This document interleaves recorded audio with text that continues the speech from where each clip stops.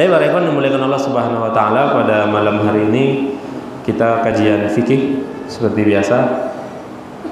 Kita membahas kitab Sahih Fikih Sunnah dan masih di bab zakat, tapi ini malam ini insyaallah terakhir, Pak.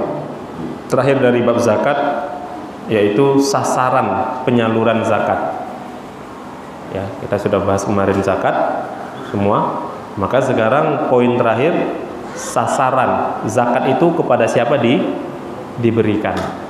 Ya, nah, insya Allah mungkin sebagian besar dari kita sudah paham. Sasaran zakat itu ada 8 golongan, 8 asnaf. Dalilnya surat At-Taubah ayat 60. A'udzubillahi minasyaitonirrajim. Innamas shadaqatu lil fuqara'i wal masakin wal 'amilina 'alaiha wal mu'allafati qulubuhum wa fir riqab wal gharimin wa fi sabilillah wa ibnis sabil. Ya. Jadi zakat itu untuk 8 asnaf berdasarkan surat Taubah ayat 60. Sama, zakat harta, zakat mal, ataupun zakat fitri. Nah, meskipun sebagian ulama mengatakan zakat fitri itu khusus hanya untuk fakir dan miskin, namun jumhur mengatakan berpendapat bahwasanya zakat mal itu, zakat fitri itu juga untuk 8 golongan tadi. Ya, meskipun kalau kita lihat prakteknya di masyarakat kita, kebanyakan yang diberikan zakat fitri itu ya tadi fakir dan miskin. Amil, termasuk amil, ya, yang sering berlaku. Nah, namun tentu pendapat jumhur lebih rojih, lebih kuat bahwasanya zakat fitri juga itu disalurkan kepada 8 asnaf. Nah, jadi 8 asnaf tadi, ya, insyaallah kita akan bahas nanti satu persatu. Ya. Nah, kemudian di sini tadi innamas shadaqat, innama, ini ada kata-kata innama seperti hadis innamal a'malu binniyat. Innama di sini apa namanya, lil hasyr, pembatasan, membatasi. Artinya apa? Hanya diberikan kepada 8 golongan tadi. Jadi nggak boleh kepada yang lain. Jadi nggak boleh nggak kepada yang selain 8 golongan, nggak boleh. Karena zakat itu Allah batasi, diberikan, disalurkan, ditujukan kepada 8 golongan tadi. Ya, 8 golongan tadi. Itu menurut pendapat mayoritas ulama. Nah, namun boleh nggak kalau diberikan hanya kepada sebagian golongan? Kan 8 asnaf. Kalau diberikan kepada yang lain jelas nggak boleh. Tapi hanya diberikan kepada sebagian golongan, hanya kepada fakir dan miskin misalnya. Nah, di sini mayoritas ulama dari mazhab Hanafi, Maliki, Hambali, ya, ini berpendapat tidak harus. Artinya bukan berarti kalau zakat itu harus 8-8-nya dapat. Nggak boleh ada yang nggak dapat. Penyalurannya harus semuanya, enggak. Ternyata boleh misalnya difokuskan zakatnya diberikan hanya kepada sebagian golongan saja. Artinya dari 8 itu yang diberikan hanya 4 golongan misalnya, atau cuma 3 golongan. Nah, tentunya ini pendapat jumhur yang lebih kita pilih. Kenapa? Karena ya melihat kemaslahatan di masyarakat. Karena kan apa namanya, ragam masyarakat itu kan beda-beda banyak. Jadi belum tentu semuanya ada. Yang 8 tadi belum tentu semuanya ada. Mungkin hanya sebagiannya saja. Nah, jadi nggak ada masalah. Misalnya kalau kita mau memberikan zakat langsung, kita nggak serahkan kepada badan zakat, kita mau memberikan zakat langsung. Kita hanya memberikan zakat harta kita kepada salah satu dari 8 golongan ini. Kita berikan salah satu saja, nggak ada masalah, boleh. Jadi bukan berarti harus kita mau ngasih zakat, kita kumpulkan yang 8 tadi. Oh, ini yang fisabilillah, oh ini yang berutang, oh ini yang budak, apalagi budak, apa ada sekarang budak? Ada. Nah, jadi jelas untuk riqab, wafir riqab pada zaman ini tidak bisa kita terapkan untuk budak, tapi nanti pengertian riqab nanti ada 3, ya. Pengertian riqab di sini itu ada 3 nanti. Nah, jadi itu yang pertama, bahwasanya boleh menurut jumhur zakat itu diserahkan kepada sebagian golongan saja. Ya, nah, meskipun Syafi'i dan beberapa ulama yang lain berpendapat harus 8-8-nya ada. Nah, ini sifatnya kalau zakat diserahkan kepada penguasa, artinya penguasa yang mengurus.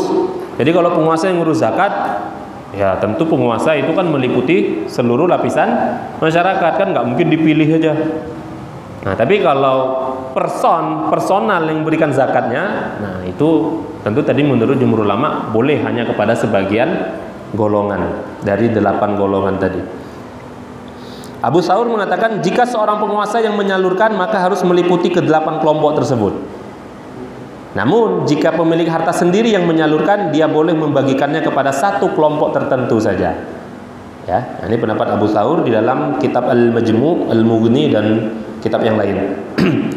Kemudian yang golongan yang pertama dan kedua, asnaf yang pertama dan kedua, sasaran pembagian zakat, ya, ini adalah fakir dan miskin, al-fuqara wal masakin, ya, kaum fakir dan kaum miskin. Di sini para ulama, para kawan sekalian, ini banyak perbedaan,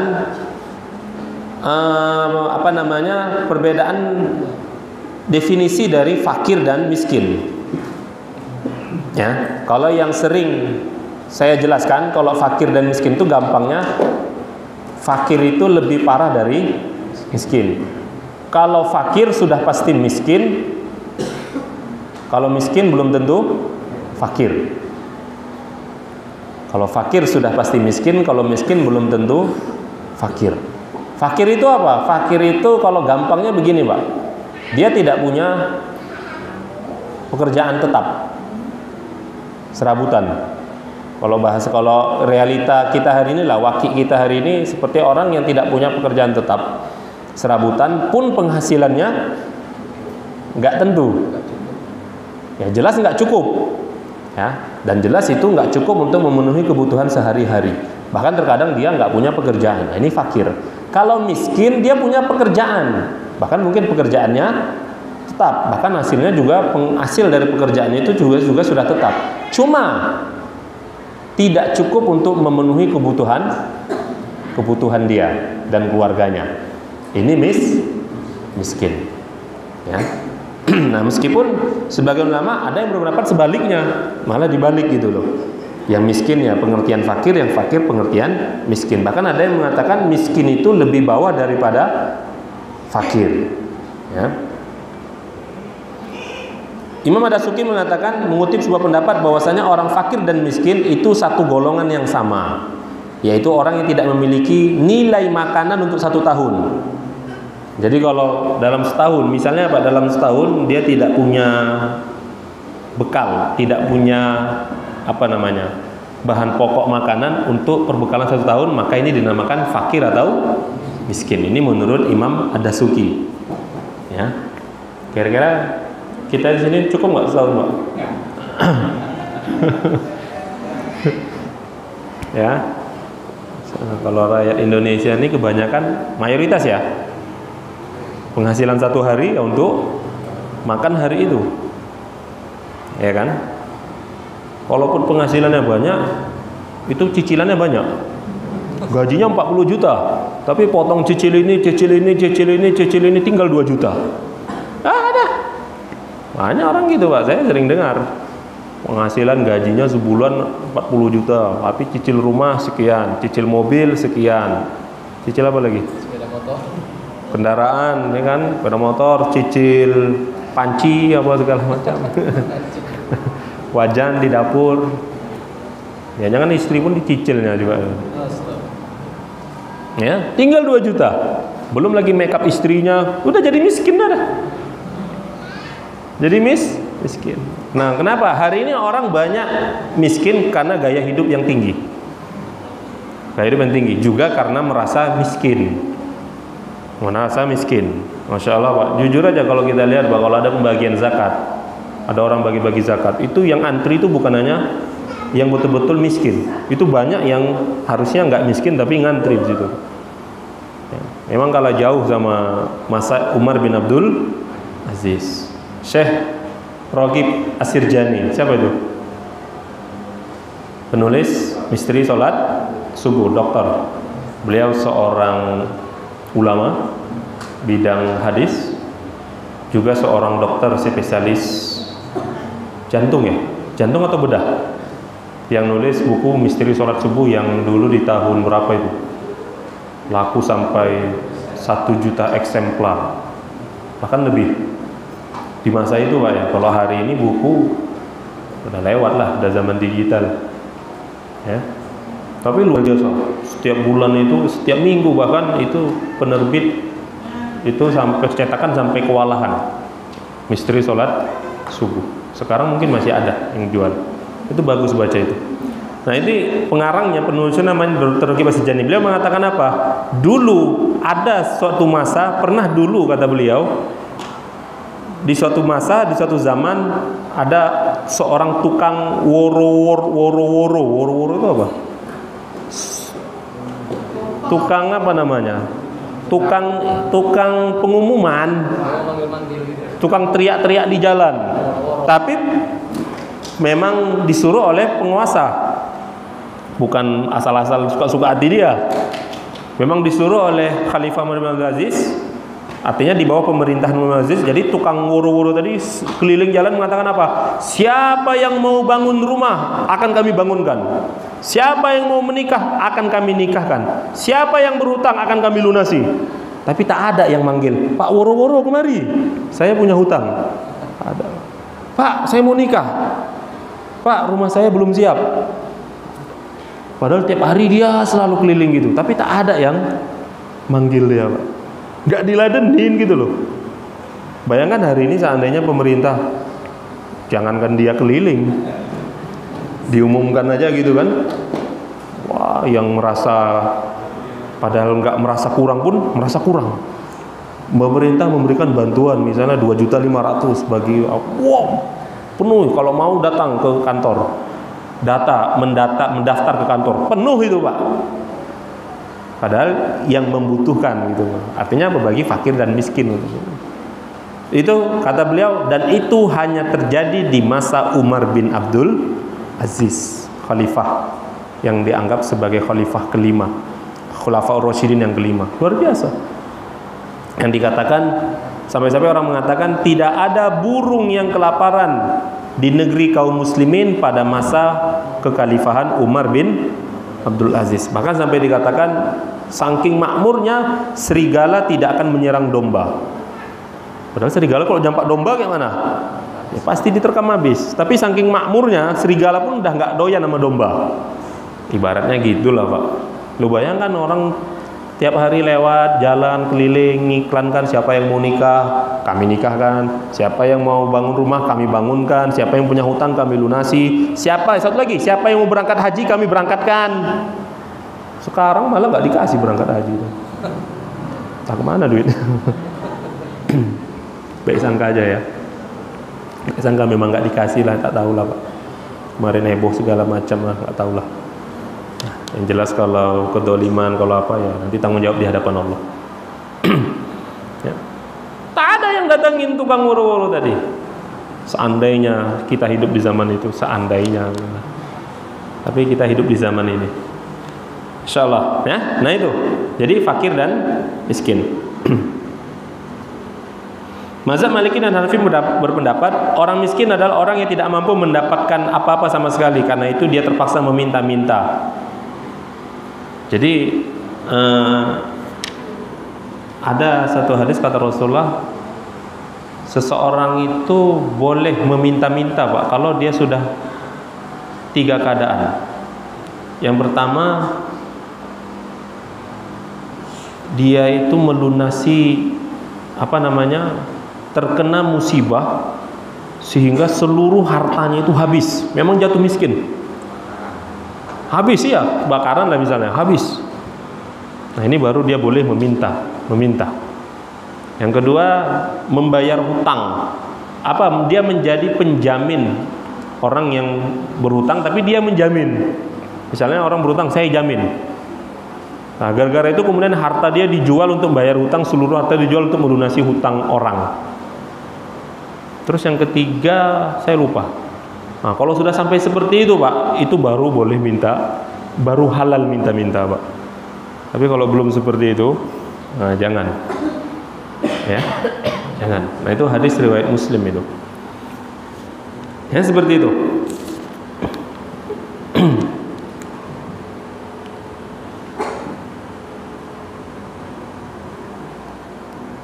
Orang kaya,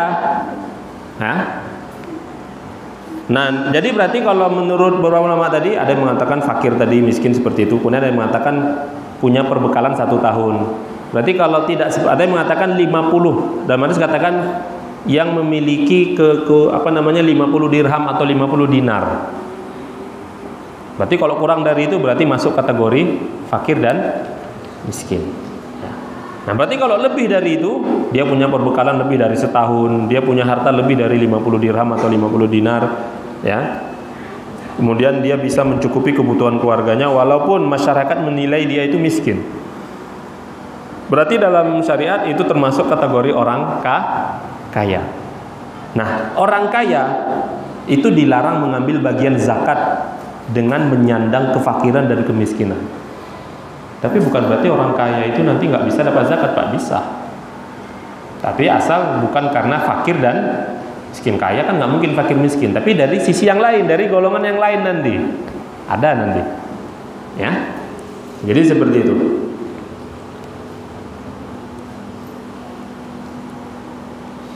Kemudian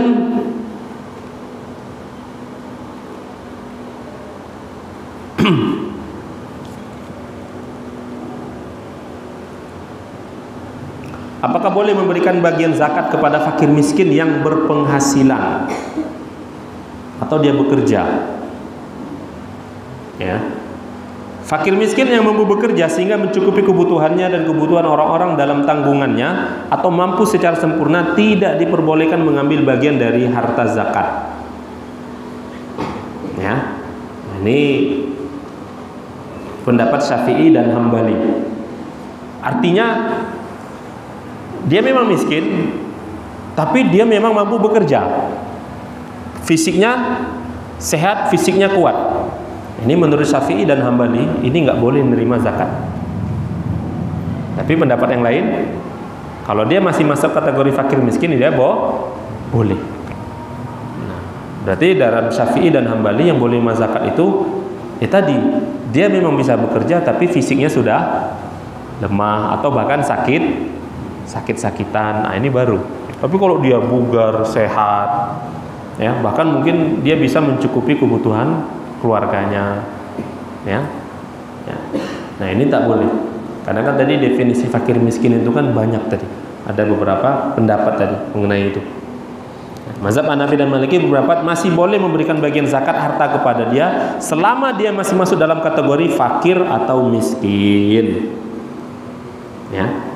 Sebagaimana Rasulullah pernah mengatakan kepada 2 orang yang meminta harta zakat kepada Rasulullah, padahal mereka sehat gitu kan. Kata Rasulullah, kalau kalian berdua mengkehendaki, aku akan beri kalian berdua, dan tidak ada bagian darinya bagi orang kaya dan yang segar bugar serta dapat bekerja. Ya, tidak ada bagian darinya bagi orang kaya, segar bugar dan bisa bekerja sehingga dia menghasilkan. Artinya bekerja dan menghasilkan dan dapat memenuhi kebutuhan keluarganya. Nah, kadar besarnya bagian harta zakat diberikan kepada fakir miskin. Ya, ini besar bagian dia itu dikatakan sebesar dapat mencukupi sebagian kebutuhannya atau seluruh kebutuhannya untuk dirinya sendiri dan orang-orang dalam tanggungannya selama 1 tahun penuh, dan tidak boleh melebihi kadar tersebut. Ya, selama 1 tahun penuh. Nah, sekali lagi, ya ini nanti kan sesuai dengan berapa harta zakatnya kan gitu. Tapi sebenarnya Pak, kalau kita lihat, kalau betul-betul zakat umat Islam Indonesia ini ya, yang mengeluarkan zakat harta, itu betul-betul dikelola dengan baik, itu memang betul-betul bisa menutupi, menekan angka kemiskinan, bahkan mungkin menghabiskan angka kemiskinan. Triliun loh. Triliun setiap tahun itu kalau betul-betul umat Islam yang sudah wajib zakat itu mengeluarkan zakat, kemudian zakatnya dikelola dengan jurdil gitu loh, jujur dan adil, itu betul-betul akan meningkat angka kemiskinan. Ya, di mana-mana pun sebenarnya seperti itu. Tapi hari ini apa yang terjadi itu kan? Indonesia, di negara-negara kebanyakan apa itu tidak ada. Ya, insyaallah. Nah makanya kalau zakat itu betul-betul di apa namanya ya, yaitu luar biasa bisa menekan angka kemiskinan.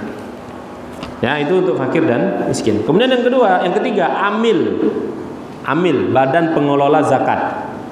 Nah ini bagian harta zakat itu boleh diberikan kepada amil, ya boleh.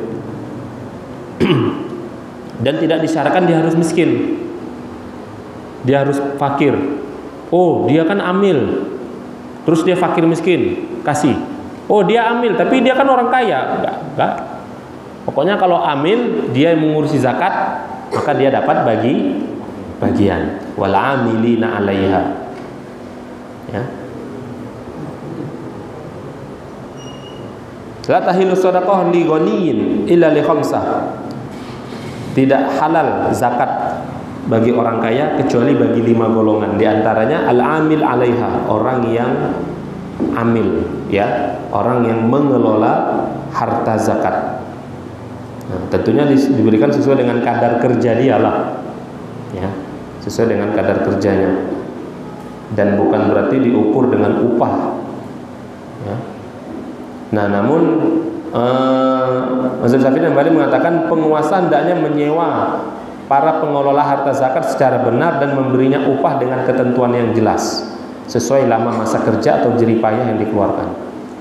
Kemudian Imam Syafi'i mengatakan amil zakat tidak berhak diberi bagian zakat melebihi 1/8 dari jumlah harta zakat yang terkumpul. Jika upah untuk kerja ini melebihi 1/8, maka hendaknya penguasa mengambil dari baitul mal sebagai tambahan untuk melengkapi upah tersebut. Imam Syafi'i mensyaratkan hanya 1/8.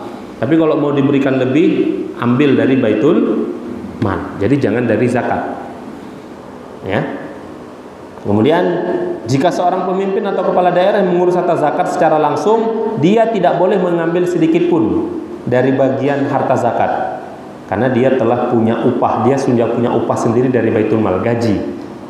Misalnya zakat itu langsung diurusi oleh penguasa, yang dia itu sudah dapat gaji dari baitul mal. Nah, kalau seperti itu dia nggak boleh ngambil, dia nggak termasuk kategori amil. Kenapa? Karena dia sudah punya gaji, ya. Nah, tapi kalau dia nyuruh orang untuk kerjakan, ya orang tadi sebagai amil, ya maka dapat. Ya. Kemudian yang keempat, al-mu'allafah qulubuhum. Mu'allaf ini kalau bahasanya orang-orang yang ingin dilembutkan hatinya, atau bahasa kasarnya dijinakkan gitu loh, Pak. Bahasa kasarnya dijinakkan hatinya. Ini ada 4. Ada 2 macam, kafir dan muslim. Ya, untuk yang muslim ada 4 macam. Jadi orang yang dikatakan mu'allafati qulubuhum, untuk dijinakkan, dilembutkan hatinya, dilunakkan hatinya, ya, supaya condong kepada Islam. Kafir dan muslim. Untuk kafir sendiri ini ada 4, untuk muslim ini ada 4 macam. Yang pertama, para pemuka kaum yang ditaati oleh kaumnya yang sudah masuk Islam, namun niat mereka masih lemah. Antum misalnya dakwah ke mana, pedalaman mana, Karo apa gimana gitu kan, satu kampung masih kafir, tapi kemudian masuk Islam, sak kepala sukunya misalnya.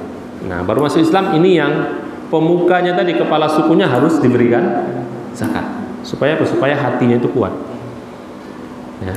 Jadi mu'allaf itu, ya, mu'allaf itu diberikan zakat, harta zakat untuk menguatkan hatinya. Kenapa? Karena dia baru masuk Islam, biasanya Islamnya masih lemah. Makanya penting harus ada mu'allaf center yang fungsinya itu untuk membantu apa? Mu'allaf yang baru masuk Islam itu penting, Pak. Di Indonesia sendiri lah gitu, ya. Lembaga mu'allaf itu kayaknya masih minim. Harusnya kalau saya ya pendapatnya, harusnya di setiap kecamatan, bahkan kalau perlu paling minimal kabupaten lah, itu harus ada lembaga mu'allaf, ya. Nah sekarang yang paling awal mu'allaf center di mana? Di Jakarta. Yang tempat lain nggak tahu. Sehingga apa? Yang masuk Islam itu sering sekali tidak terperhatikan. Ada kasus di sini di Tanjung Baru, Pak. Ya, bukan yang kemarin, bukan. Saya pernah dengar perempuan masuk Islam, menikah dengan laki-laki yang muslim, masuk Islam akhirnya. Awalnya memang dia sudah tertarik dengan Islam, masuk Islam. Tapi itulah qadarullah, dapat suami yang juga memang Islam, tapi Islamnya ragenah. Bahasanya itu ragenah gitu. Akhirnya apa? Sudah punya anak 3, ditelantarkan anak istrinya. Dia pergi malah nikah sama orang lain. Padahal perempuan tadi dia masuk Islam itu, wow, sudah diancam sama keluarganya, bahkan diboikot, diputuskan kerabatan. Akhirnya ditinggal. Apa yang terjadi habis itu? Balik lagi deh, bawa anak-anaknya balik ke agamanya yang sebelumnya. Masya Allah, ini terjadi gitu loh. Maunya kan yang kayak gitu-gitu dijewer laki-laki kayak gitu. Sudah masuk Islam, harusnya kan itu luar biasa. Kesempatan pahalanya besar itu kalau seperti itu. Antum kalau nikah lagi misalnya kan, dapat istri mu'alaf, luar biasa antum tuh, aset ibadah, aset pahalanya luar biasa. Antum ajari ngaji, ajari sholat, ya kan, tanggung jawab yang benar, wah luar biasa. Beda kalau istri kita yang sudah paham, Pak, kita ajari malah kita yang diajari gitu kan, misalnya kan, sikit pahalanya kita. Tapi kalau dapat istri yang dari nol misalnya, mu'alaf pula itu kan, masya Allah ya. Tapi ini malah disia-siakan, malah ditelantarkan. Akhirnya jelek. Yang jelek siapa? Islam. Akhirnya kembali ke agamanya yang lama, dan dia nggak percaya lagi sama Islam. Ma'udzubillah ya, gara-gara satu orang. Yang kedua, suatu kaum yang memiliki pengaruh besar atau kaum yang terpandang yang telah masuk Islam, maka mereka diberikan bagian harta zakat agar kaum yang lainnya tertarik. Kaum yang lainnya orang-orang kafir lah tertarik. Artinya apa? Ada satu kaum masuk Islam, satu suku misalnya masuk Islam, maka kasih harta zakat. Supaya apa? Supaya mereka semangat untuk juga mengajak Islam suku-suku yang lain. Nah, ini di masa Rasulullah terjadi, ya, dipraktekkan gitu. Kalau kita kayaknya berat ya, boro-boro untuk mu'alaf, untuk fakir miskin aja belum tertutupi gitu. Yang ketiga, sekelompok orang yang perlu dijinakkan hatinya agar bersedia berjihad melawan orang kafir. Kasih harta, ayo berangkat jihad. Waduh Ustaz, nanti gimana Ustaz ya? Padahal dia fisiknya kuat dulu. Mungkin sekali tebas langsung 3 orang mati misalnya kan gitu kan. Atau sekali nembak langsung kena 10 orang misalnya. Tapi diajak jihad, gimana Ustaz ya, ekonomi saya begini. Kasih. Udah nih, anak istrimu aman. Pokoknya kan gitu. Nah, tak kasih lagi pertanian misalnya. Oke lah, berangkat. Tapi masuk kategori mu'allafati qulubuhum. Dan memang dia itu memang karena berat untuk berangkat jihad karena apa? Karena misalnya karena ekonomi, karena harta. Tapi kalau enggak ya lain lah. Kalau buat alasan banyak. Yang keempat, sekelompok orang diberi bagian harta zakat agar mereka bersedia mewajibkan zakat terhadap orang-orang yang enggan menunaikan zakat. Nah, ini yang membantu penguasa lah. Dia kasih harta zakat supaya dia ikut menekan orang untuk bayar zakat. Ya. Adapun orang kafir yang perlu dijinakkan hatinya, dilembutkan, dilunakkan hatinya, dua macam. Yang pertama, orang kafir yang diharapkan dapat memeluk Islam. Diharapkan dapat memeluk Islam. Kenapa? Mungkin dia punya pengaruh ketokohan, atau dia punya punya masa, atau pokoknya dia diharapkan ini kalau masuk Islam ini, masya Allah. Seperti kasus Sofwan bin Umayyah. Jadi pada masa Rasulullah itu, ketika Fatu Mekah itu kan berbondong-bondong, iza ja'a nasrullahi wal fath wa ra'aitan nas saya dakhuluna fi dinillahi afwaja. Kan masih Islam bodong-bodong gitu, Pak. Tapi ada beberapa orang yang memang nggak mau masuk Islam, cabut dari Mekah, keluar dari Mekah. Salah satunya namanya Sofwan bin Umayyah. Dikejar oleh sahabatnya sudah masuk Islam. Ayolah masuk Islam, nggak mau. Tidak ada orang yang paling aku benci melainkan Muhammad. Kan gitu. Akhirnya oleh Rasulullah diberikan harta zakat, diberikan banyak. Bahkan ketika perang Hunain, Dia diikut, tapi dia masih musyrik, tapi ikut membela pasukan Islam. Tapi masih musyrik, masih kafir ketika itu. Ketika habis perang kan banyak ghanimah, itu perang Hunain kan, dikasih unta, kambing banyak. Sampai akhirnya lunak hatinya, Pak. Masuk Islam. Dan dia mengatakan, dulu Muhammad Rasulullah adalah orang yang paling aku benci, tapi sekarang Rasulullah adalah orang yang paling aku cintai. Wah, karena dikasih harta, Ustaz. Memang nggak ada. Jadi jangan kita bilang, wah nggak ikhlas nanti, Ustaz. Nggak bisa, Pak. Kalau orang yang mu'allafah, masuk kategori mu'allafah ini, nggak bisa kita bilang kayak gitu. Ya awal-awal memang harus disumbat dengan harta, kasih. Udah genjot terus, kasih, biar aja deh. Pokoknya biar gimana deh. Gitu. Jadi jangan masuk Islam ya, pandai-pandai kau. Jangan keluar kau murtad kau. Kalau murtad kau potong leher kau. Allah, sedih sekali. Kan ada lelucon gitu kan, saya mau masuk Islam tapi saya masih doyan berzina, gimana? Udah masuk Islam aja. Masuk Islam. Udah masuk Islam, kalau berzina cambuk 100 kali. Keluar dari Islam, leher putus. Bingung kawan. Ya. Ini kan apa namanya ya, guyonan kan gitu loh. Ya hukumnya betul, tapi kan guyonan. Harusnya kan nggak boleh gitu. Yang baru masuk Islam itu ya dikuatkan hatinya. Salah satunya apa? Dengan diberikan harta zakat. Yang kedua, jenis orang kafir yang dijinakkan hatinya itu yang dikhawatirkan suka berbuat jahat kepada kaum muslimin. Jadi kalau dikasih zakat, ya dia tidak akan menimbulkan mudarat kepada kaum muslimin, tidak akan buat kacau. Ya. Nah, ada nggak Pak sekarang yang kayak gini nih? Ya. Jadi pada masa Rasul ada ya. Jadi dikasih harta supaya enggak apa. Akhirnya dia mau, enggak lah, aku sering dikasih oleh Muhammad kok. Enggak mau lah ganggu Islam. Padahal dia awalnya suka ganggu gitu, tapi karena dikasih zakat mulai, tapi ya jarang sekali ya. Apalagi hari ini kalau ada yang kayak gitu, buru-buru mau kita kasih kan. Mau kita teke aja rasanya kan gitu kan.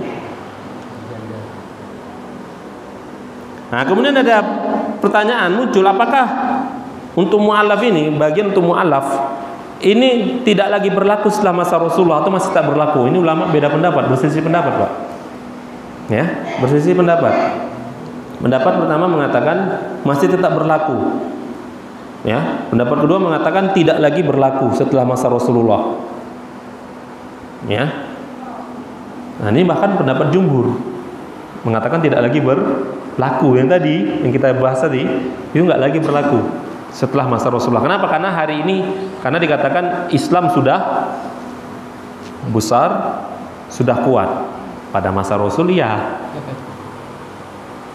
Karena Umar, pada masa Umar, Pak, itu orang-orang yang dulu diberikan Rasulullah, yang termasuk kategori mu'allafah ini, kan dulu kasih Rasulullah. Setelah Rasulullah wafat, Abu Bakar, kemudian setelah Abu Bakar, Umar. Oleh Umar di stop.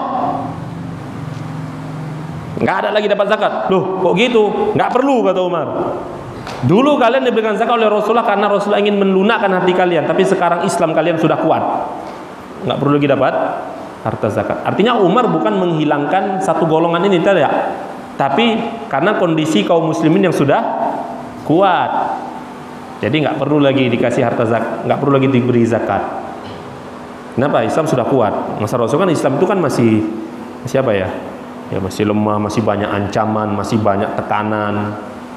Jadi dikasih zakat supaya nggak menimbulkan mudarat yang besar kepada kaum muslimin. Masa Umar kan udah luar biasa kan, Islam menyebar, ya disegani. Kalau hari ini, ya gimana?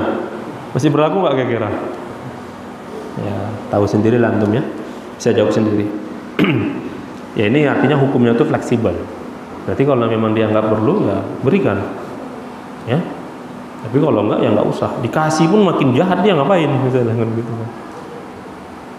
Kemudian yang kelima, ar-riqab, budak, memerdekakan budak. Ini ada 3 bagian. Maksud memerdekakan budak sini, zakat itu digunakan untuk budak.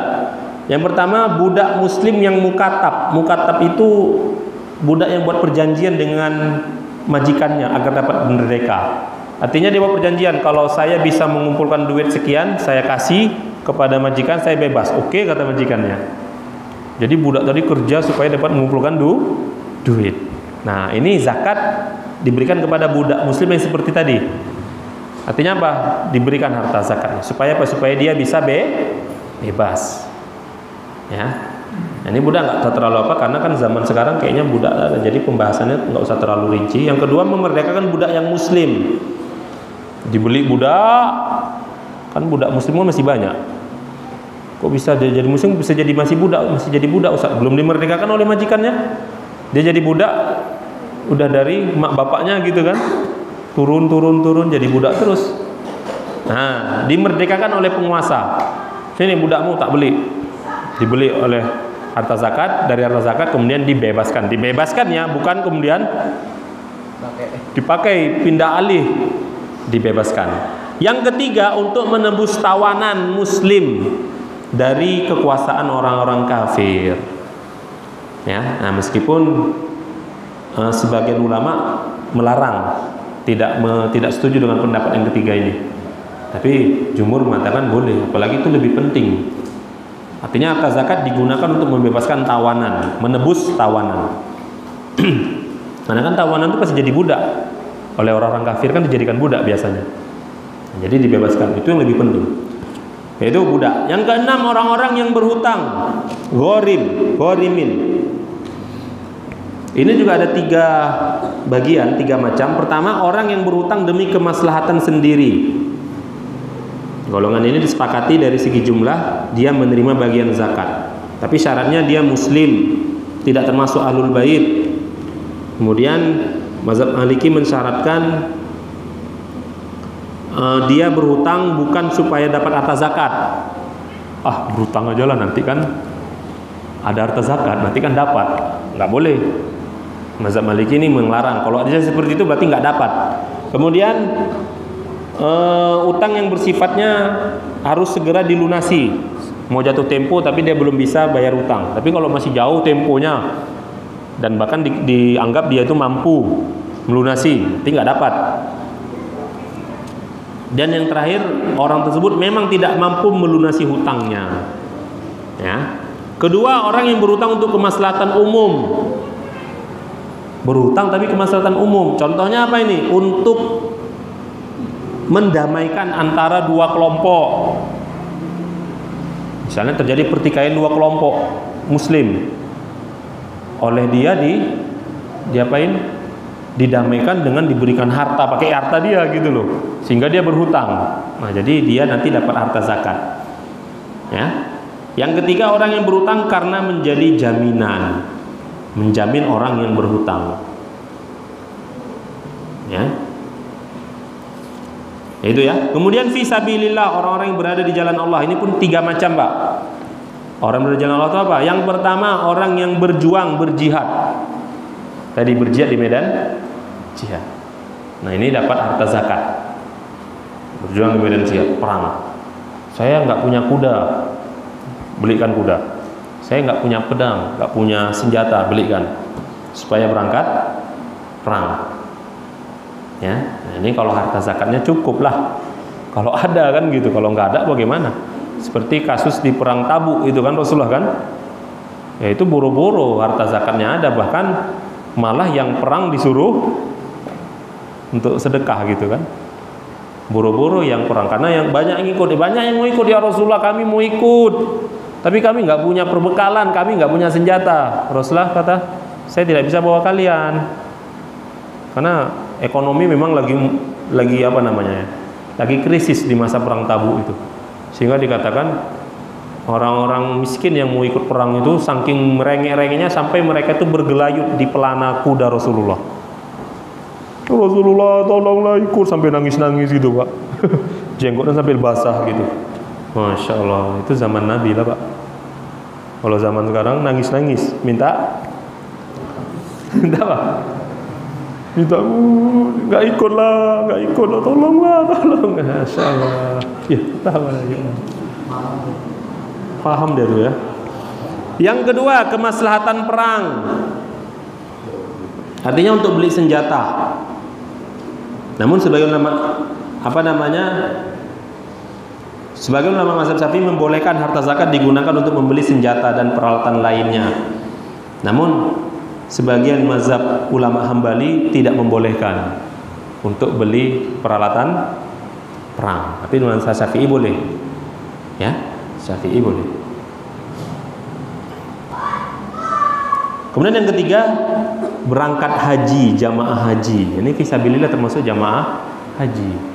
Jadi kalau ada harta zakat itu ya yang mau berangkat haji kurang, nggak cukup bekalnya, dikasih dari harta zakat. Nah, namun ulama mensyaratkan sini zakat hajinya haji yang wajib, bukan haji yang sunnah. Artinya yang seumur yang dia baru haji sekali gitu. Tapi kalau yang udah 5 kali kan gitu. Saya pernah jumpa orang Pak, udah haji 8 kali. Saya garuk kepala Pak, haji 8 kali Pak. Ya, kalau udah berhaji itu rasanya pengen balik lagi, Ustaz, pengen balik lagi. Ya, Rasulullah aja seumur hidup hajinya sekali gitu. Ya, Rasulullah nggak pernah suruh kamu haji sampai 2, 3, sampai 8 kali, apalagi gitu loh. Ngapa ya haji sampai 8 kali kalau tetangganya masih ada yang miskin, terlilit hutang, pengangguran. Allah tidak akan lihat itu ibadah haji itu. Ya, sekali aja lah wajib, yang wajibnya saja udah. Nah, kecuali kalau memang apa? Masyarakat Islam itu makmur semua kayak Umar bin Abdul Aziz tadi. Ya kan? Nah, kalau di masa Umar bin Abdul Aziz kalau haji 8 kali nggak apa-apa. Ya kan? Kalau zaman kita, keadaan kaum muslimin kita hari ini seperti zaman keadaan Umar bin Abdul Aziz, nggak apa-apa haji 8 kali Pak. 10 kali pun nggak apa-apa. Tiap tahun haji pun silakan lah. Tapi kalau enggak seperti itu ya udahlah sekali aja lah, wajibnya saja. Setelah itu bagaimana? Mau haji lagi? Oh, berangkatkan yang belum haji. Ngapain lagi kita yang haji? Atau apa? Kasih fakir miskin, tetangga yang nganggur, kasih modal jualan. Itu lebih penting. Ya. Itu haji. Kemudian yang terakhir Ibnu Sabil. Kalau bahasanya Ibnu Sabil ini apa? Musafir lah ya, anak jalanan gitu. Bukan anak pang itu. Itu kan anak pang itu kan nggak jelas. Dari Surabaya sampai Aceh naik kereta itu. Tujuannya ngapain? Mau keliling, nggak usah. Ini memang musafir. Yang pertama, orang yang berada jauh dari negerinya tidak memiliki bekal untuk kembali ke negerinya. Ini mendapatkan harta zakat. Syaratnya hendaknya dia seorang muslim dan tidak termasuk ahlul bait. Syarat kedua, hendaknya pada saat itu dia tidak memiliki harta yang dapat membawanya kembali ke negeri asalnya, meskipun di negeri asalnya dia orang kaya. Padahal misalnya antum mau pulang ke Jawa misalnya kan gitu kan. Di Jawa antum orang paling kaya di kampung. Jadi di sini antum nggak punya duit untuk pulang. Nah, ini kasih zakat. Nah, itu kan zaman dulu bisa lah Pak. Zaman sekarang mungkin nggak kayak gitu. Tinggal transfer gitu ya. Transfer dulu. Kecuali handphonenya hilang, dompetnya hilang, alah baru. Ya kan? Tapi kalau enggak, ada HP ada, dompet ada. Ya kan? Duit saya hilang, tapi ATM saya masih ada. Oh, enggak dapat. Enggak bisa, Pak. Ya. Syarat ketiga, hendaknya perjalanan yang dia lakukan bukan untuk bermaksiat. Ya kan? Bukan untuk bermaksiat. Minta zakat, mau kemana? Mau rekreasi ke Bali. Ya. Nah, jadi nggak boleh. Kedua, orang yang berada di negerinya dan hendak melakukan safar tapi tidak punya bekal. Dia mau safar, tapi sekali lagi safarnya bukan untuk maksiat ya. Misalnya dia mau safar kemana gitu, nggak punya bekal, kasih zakat. Apalagi misalnya dia mau meskipun hanya sekadar bersilaturahmi, kemana mau ke Jawa silaturahmi jumpa keluarga, nggak ada keluarga, maka dikasih zakat. Jadi nggak ada kasus orang nggak bisa mudik karena nggak punya duit, nggak punya uang, nggak ada. Kalau Islam lah Pak ya, dalam Islam itu kalau betul-betul harta zakat itu diapain, tidak ada istilah orang tak bisa pulang kampung karena tak punya duit. Ya, meskipun kemarin tak bisa pulang kampung karena corona, gitu loh. Yang sudah pulang disuruh balik, gitu kan. Bukan, lain, beda kasusnya. Kemudian apakah zakat boleh diberikan kepada anak atau bapak? Selama anak atau bapaknya bukan masuk golongan fakir, miskin, mu'alaf, boleh. Bapaknya berhutang, punya hutang bapaknya. Kita anaknya lunasi hutang bapak, harta zakat kita misalnya kita mengeluarkan zakat, kita kasihkan untuk bayar hutang bapaknya, boleh. Tapi bukan karena fakir miskin, enggak, itu kan kita yang wajib nanggung. Anak kita masih kecil, belum bisa bekerja. Atau anak sudah bekerja, sudah enggak tanggungan kita. Ya. Enggak tanggung kita, tapi dia mau berangkat kemana gitu kan, mau safar kemana, enggak punya bekal. Zakat kita kasih ke dia, boleh. Paham ya? Artinya selama dia bukan kategori fakir, miskin dan mu'alaf, dalam mazhab Syafi'i itu boleh diberikan. Ya. Termasuk istri dalam mazhab Syafi'i boleh berikan zakat kepada suami. Misalnya ada kasus Pak, suaminya miskin, tapi istrinya yang banyak duit. Istrinya wanita apa? Wanita karir gitu. Ya. Ada pertanyaan kemarin kan, suaminya nggak bisa mengeluarkan zakat fitrah karena nggak punya harta, tapi istrinya banyak duit. Boleh nggak istrinya ngasih zakat fitrah ke suaminya? Boleh. Ya. Nah, tapi suami nggak boleh ngasih zakat ke istri, karena istri kan tanggungan buat tanggung jawab suami. Istri dan anak tanggung jawab suami, tapi kan istri nggak punya tanggung jawab kepada suami. Jadi dia boleh ngasih hartanya. Dalilnya ada Ibnu Mas'ud. Ibnu Mas'ud itu istrinya punya emas banyak, dikeluarkan harta zakatnya. Kata Ibnu Mas'ud, alangkah baiknya harta zakatmu kamu berikan ke aku dan anakku. Kata istrinya, enak aja. Akhirnya dikadukan kepada Rasulullah. Kata Rasulullah, benar apa yang dikatakan oleh suamimu. Boleh berikan harta, kau boleh berikan zakatmu kepada suamimu dan anakmu. Akhirnya dikasih sama suami dan anaknya, Pak. Jadi antum yang punya istri yang punya penghasilan online, jualan online gitu kan, banyak simpanan dari antum.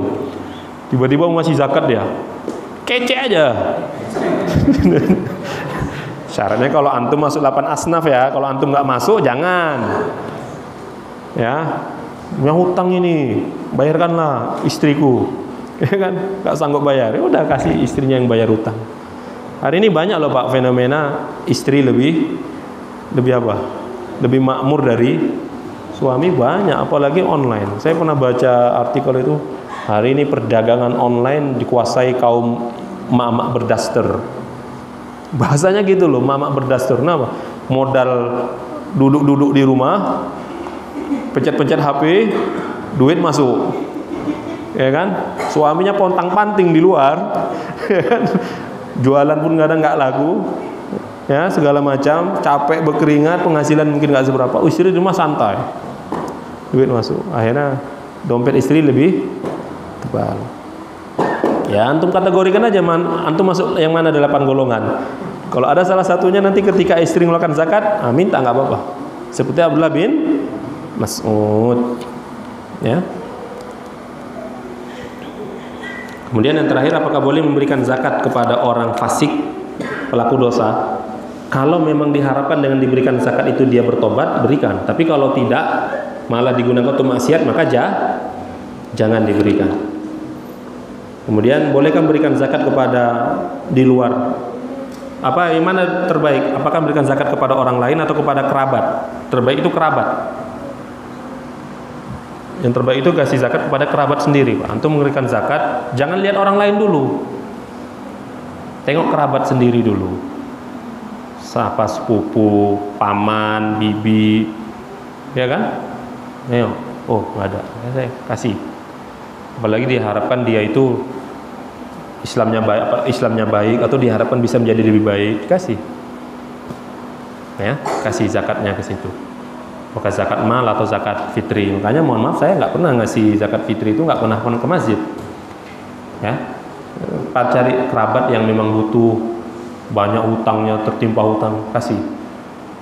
Kerabatnya di tempat lain nggak ada masalah. Nah, nggak ada masalah, boleh. Ya. Dan terakhir, bolehkah zakat diberikan kepada keturunan Bani Hashim? Ya, alul bait maksudnya di sini. Bani Hashim itu berarti keturunan apa? Sukunya Rasulullah SAW. Mereka tidak boleh mengambil bagian harta zakat yang wajib, kata para ulama. Tapi yang sunnah boleh. Ya, kemudian mereka boleh mengambil bagian zakat sesama mereka, sesama Bani Hashim. Tapi kalau luar dari Bani Hashim itu nggak diperbolehkan. Ini menurut Syekhul Islam Ibnu Taimiyah. Wallahu a'lam bishawab. Selesai, Pak. Ya. Setelah ini zakat fitrah. Saya rasa zakat fitrah nggak perlu karena udah lewat. Pun sudah kita bahas. Ya, setelah itu kitab siam, puasa juga nggak perlu ya. Karena sudah sering kita bahas. Jadi insya Allah nanti kita akan masuk nanti bab setelah ini ya. Ini ada haji dan umroh. Saya rasa untuk kitab bab haji dan umroh kita lewati, Pak. Karena memang saya pun belum pernah haji umroh. Rasanya gimana gitu kalau nyampaikan sesuatu yang belum berangkat. Biar motivasi Ustaz berangkat. Nah, antum nanti cari Ustaz yang menyampaikan itulah. Ya, insya Allah nanti kita masuk bab sumpah dan nazar. Insya Allah di pertemuan selanjutnya. Insya Allah. Ada pertanyaan sebelum kita akhiri?